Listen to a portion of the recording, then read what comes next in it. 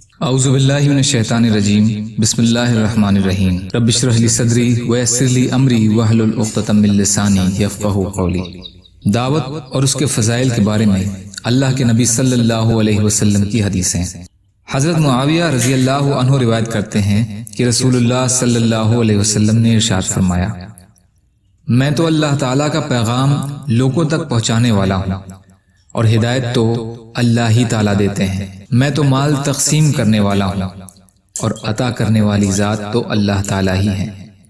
طبرانی مجمع الزوائد۔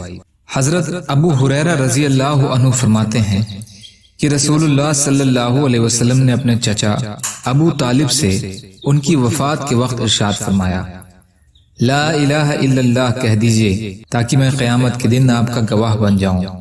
ابو طالب نے جواب دیا، اگر قریش کے اس طعنے کا ڈر نہ ہوتا کہ ابو طالب نے صرف موت کی گھبراہٹ سے کلمہ پڑھا ہے تو میں کلمہ پڑھ کر ضرور آپ کی آنکھوں کو ٹھنڈا کر دیتا۔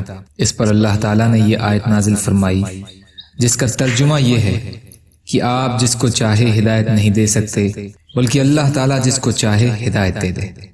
مسلم شریف۔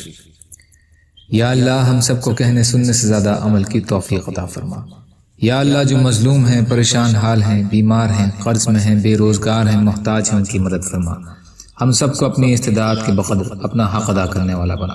برحمتک یا ارحم الراحمین۔ لا الہ الا اللہ محمد رسول اللہ۔ السلام علیکم۔